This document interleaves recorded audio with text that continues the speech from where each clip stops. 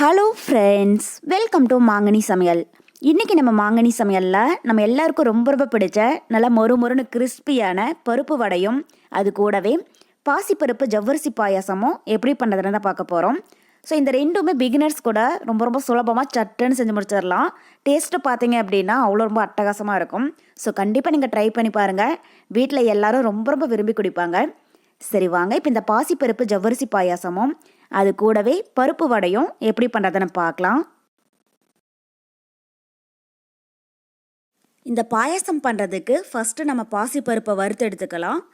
அதுக்கு ஒரு கடாயில் 1/2 கப் அளவுக்கு பாசிப்பருப்பு எடுத்து வச்சுருக்கேன். அதை உள்ளே சேர்த்துட்டு ஸ்டவ் மீடியம் ஹீட்டில் வச்சு இது நல்லா வாசம் வர அளவுக்கு வறுத்துடுங்க. ஸ்டவ் மீடியம் ஹீட்டில் வச்சு வருங்க. அப்போ தான் பாசிப்பருப்பு கருகிடாமல் ஒரே மாதிரி நல்லா வறுப்படும்.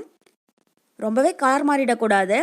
பாசிப்பருப்பு நல்லா வறுப்பட்டு லைட்டாக ஸ்மெல் வரும், அந்தளவுக்கு வறுத்திங்கன்னா போதும். அப்போ தான் பாயசத்துக்கு நல்லா ஒரு கலரும் டேஸ்ட்டும் கிடைக்கும்.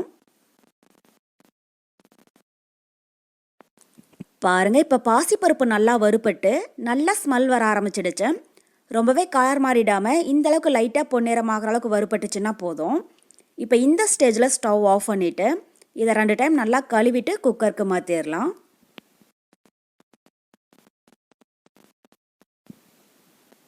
இப்போ குக்கரில் நம்ம க்ளீன் பண்ணி வச்சுருக்கிற பாசிப்பருப்பை உள்ளே சேர்த்துடலாம்.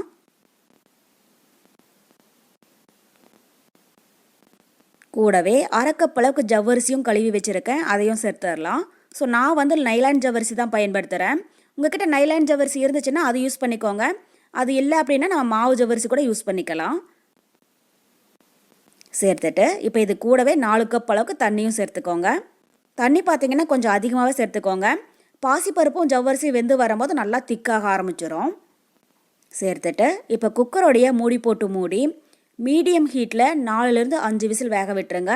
5 விசில் ப்ரெஷர் ஃபுல்லாக ரிலீஸ் ஆனதுக்கு அப்புறமா எப்படி இருக்குன்னு பார்க்கலாம். இது 5 விசில் இருக்கட்டும். பாருங்கள், இப்போ குக்கர் 5 விசில் ப்ரெஷர் ஃபுல்லாக ரிலீஸ் ஆகிடுச்சு. மூடி ஓப்பன் பண்ணி பார்க்கலாம். பாருங்கள், ஜவ்வரிசியும் பாசிப்பருப்பும் நல்லா சாஃப்டாக குழஞ்சி வெந்து வந்திருக்கு. 4லேருந்து 5 விசில் விட்டிங்கன்னா தான் இந்தளவுக்கு நல்லா சாஃப்டாக வெந்து வரும். ஸோ பாசிப்பருப்பு எந்த அளவுக்கு நல்லா குலைவாக வெந்து வருதோ அந்தளவுக்கு பாயசத்துக்கு நல்லா ஒரு டேஸ்ட்டு கிடைக்கும். இதை இப்போ திரும்பவும் ஸ்டவ்வில் வச்சிடலாம். இப்போ லைட்டாக ஒரு கொதி வந்ததுக்கப்புறமா இது கூட ஸ்வீட்னஸ்க்காக 2 கப் அளவுக்கு பொடிச்ச வெல்லம் சேர்த்துக்கோங்க. ஸோ இந்த வெல்லத்தில் மண் தூசியெல்லாம் எதுவும் இல்லாமல் சுத்தமான வெல்லம் அப்படிங்கிறதுனால இதை நான் தண்ணியில் கரைக்காமல் அப்படியே சேர்க்கிறேன். ஒருவேளை நீங்கள் சேர்க்கிற வெல்லத்தில் மண் தூசி இருக்கிற மாதிரி இருந்துச்சுன்னா தண்ணியில் நல்லா கரைச்சிட்டு அதுக்கப்புறமா வடித்து சேர்த்துக்கோங்க. இப்போ வெல்லம் உள்ளே சேர்த்துட்டு இது கரையிற அளவுக்கு நல்லா கலந்து விட்டுருங்க. ஸ்டவ் மீடியம் ஹீட்லேயே இருக்கட்டும்.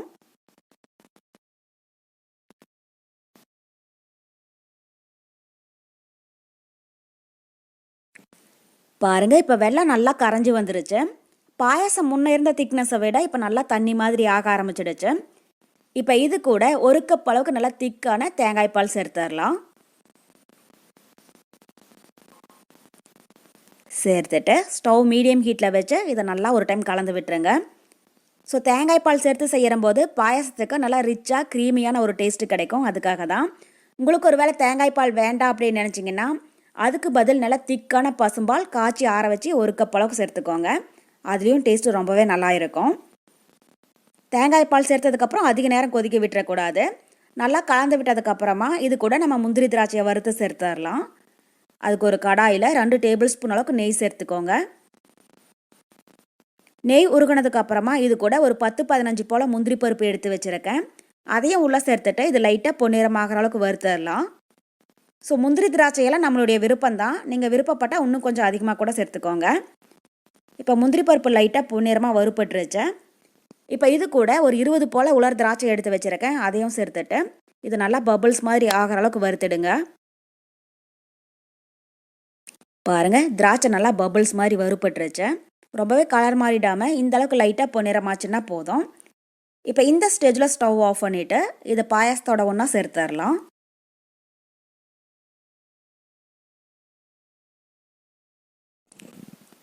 இப்போ இது கூட வாசனைக்காக 1/2 டீஸ்பூன் ஏலக்காய் பவுடர் எடுத்து வச்சுருக்கேன். அதையும் உள்ளே சேர்த்துடலாம். சேர்த்துட்டு இது ஒரு டைம் நல்லா கலந்து விட்டுருங்க. அவ்வளோதான். இப்போ நம்ம பாசிப்பருப்பு ஜவ்வரிசி பாயாசம் தயாராகிடுச்சு. ரொம்பவே திக்காக இல்லாமல் இந்தளவுக்கு கொஞ்சம் தண்ணியாக தான் இருக்கணும். இது ஆறுனதுக்கப்புறமா நமக்கு நல்லா திக்காக ஆரம்பிச்சிடும். அவ்வளோதான். இப்போ இந்த ஸ்டேஜில் நம்ம ஸ்டவ் ஆஃப் பண்ணிடலாம்.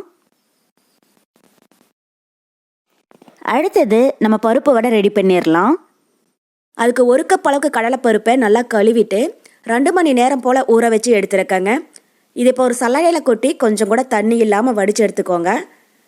ஸோ கடலைப்பருப்பை 2லேருந்து 2.5 மணி நேரம் போல் நல்லா ஊற வச்சுடுங்க. அப்போ தான் வடை வந்து மேலே நமக்கு நல்லா மொறு மொறுன்னு கிறிஸ்பியாக கிடைக்கும், உள்ளே நல்லா சாஃப்டாகவும் இருக்கும்.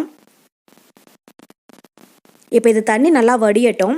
இப்போ இந்த டைமில் நம்ம வடைக்கு வேணுங்கிற மசாலா பொருட்களை அரைச்சி எடுத்துடலாம்.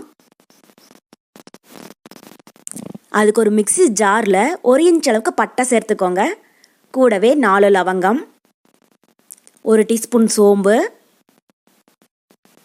அப்புறம் 1 இன்ச் அளவுக்கு இஞ்சியை தோலெல்லாம் நீக்கிட்டு சின்ன சின்னதாக கட் பண்ணி வச்சுருக்கேன், அதை சேர்த்துடலாம். கூடவே 4 பல் பூண்டு, காரத்துக்கு 3லேருந்து 4 பச்சை மிளகாய். இந்த பச்சை மிளகாய் நல்லா காரமாக இருக்கும் அப்படிங்கிறதுனால நான் 3 அளவுக்கு சேர்க்குறேன். காரம் குறைவான பச்சை மிளகாயாக இருந்துச்சுன்னா 4லேருந்து 5 அளவுக்கு சேர்த்துக்கோங்க.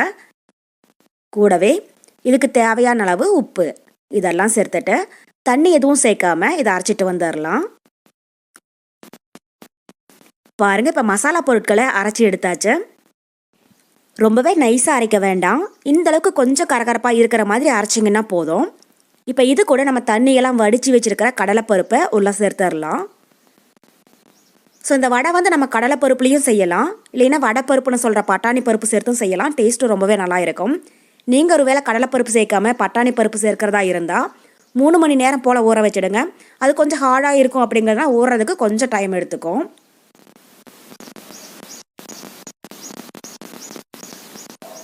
இப்போ கடலைப்பருப்பை உள்ளே சேர்த்துட்டு தண்ணி எதுவும் சேர்க்காம கொஞ்சம் பருப்பு ஒன்றும் பாதியும் இருக்கிற மாதிரி அரைச்சி எடுத்துக்கோங்க.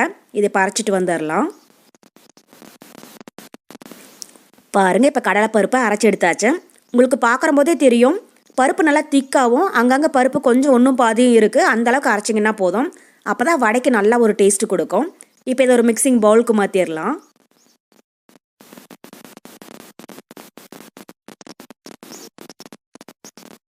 ஸோ நான் கொஞ்சமாக இருக்குது அப்படிங்கிறதுனால மிக்ஸி ஜாரில் சேர்த்து அரைச்சேன். நிறையா இருந்துச்சுன்னா கிரைண்டரில் போட்டு அரைச்சிக்கோங்க. இப்போ இது கூட நல்லா பொடியாக கட் பண்ணின ஒரு பெரிய வெங்காயம் சேர்த்துடலாம். கூடவே பொடியாக கட் பண்ணின கொஞ்சம் கருவேப்பிலை, அப்புறம் பொடியாக கட் பண்ணின கொஞ்சம் மல்லி இலை, இதெல்லாம் சேர்த்துட்டு இப்போ இந்த டைம் நல்லா கலந்து விட்டுருங்க.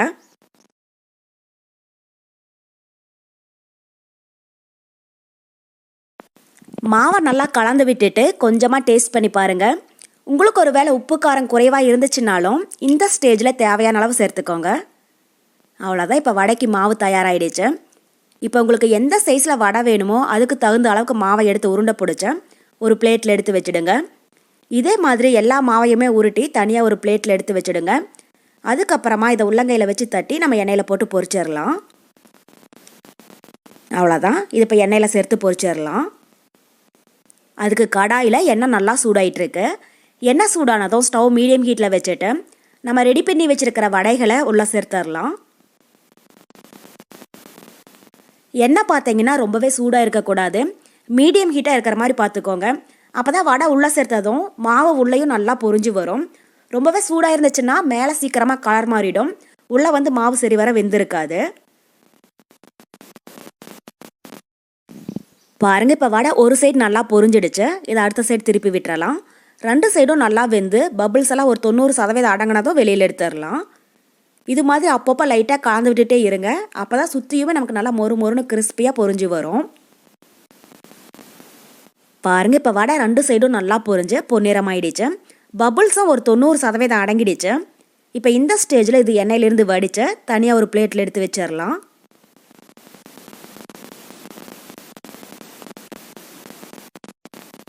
அவ்வளோதான். இதே மாதிரி எல்லா வடைகளையுமே பொரிச்சு எடுத்துக்கோங்க.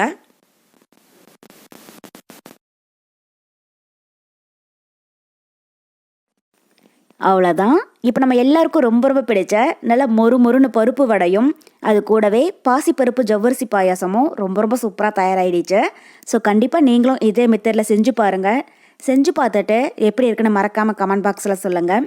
என்னுடைய இந்த ரெசிபி வீடியோ உங்களுக்கு பிடிச்சிருந்தா லைக் பண்ணுங்கள், உங்கள் ஃப்ரெண்ட்ஸ் அண்ட் ரிலேட்டிவ்ஸ் கூட நிறைய ஷேர் பண்ணுங்கள். மறக்காமல் மாங்கனி சமையலுக்கு சப்ஸ்கிரைப் பண்ணுங்கள். நன்றி.